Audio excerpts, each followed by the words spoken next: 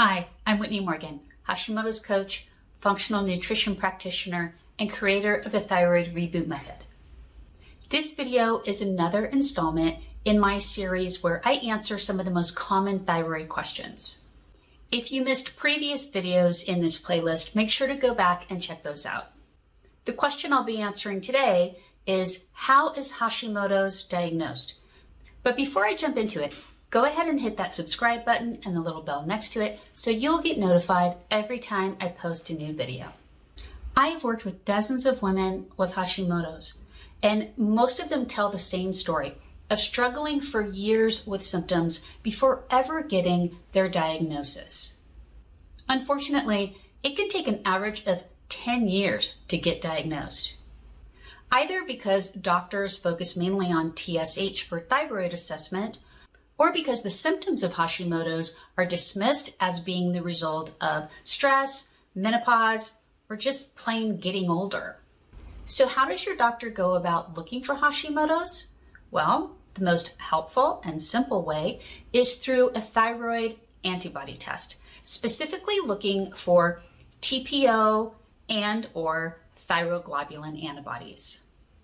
80 to 90% of people with Hashimoto's will test positive for elevated antibodies, either to TPO or thyroglobulin, and sometimes even both.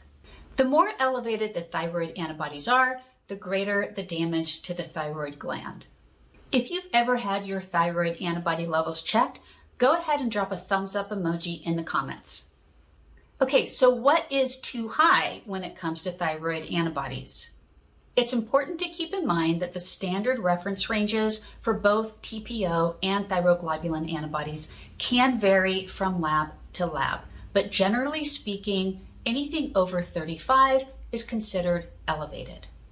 If when you get tested, you do have high thyroid antibodies, your doctor might order a thyroid ultrasound to look for swelling and thyroid nodules. Most thyroid nodules in Hashimoto's are pseudo nodules, meaning that they're caused by swelling and they resolve over a short period of time. So if your first thyroid ultrasound reveals the presence of thyroid nodules, most likely a follow-up ultrasound will be scheduled to determine whether those nodules disappear. If you've been diagnosed with hypothyroidism, it's possible that you actually have Hashimoto's. And that's because the current research suggests that most hypothyroid cases in the US, Canada, and in Europe are caused by Hashimoto's. And since the symptoms of both diseases are identical, the only way to distinguish between them is with the appropriate testing. Thank you so much for joining me. If you enjoyed this video, I'd appreciate a thumbs up or drop a comment down below. I'd love to know where you are in your thyroid journey. And if you have hypothyroidism or Hashimoto's, you know that your needs are different when it comes to nutritional and lifestyle choices.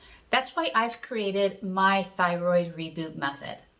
You can learn more about my program by checking out my website or scheduling a free call with me. I'll drop those links in the video notes below. Thanks for watching. If you found this video helpful, let me know. Like it, subscribe to my channel, or share the video with a friend with thyroid issues. And if you have questions, just drop them in the comments. I do my best to answer each one. Thanks, and I'll see you next time. Bye.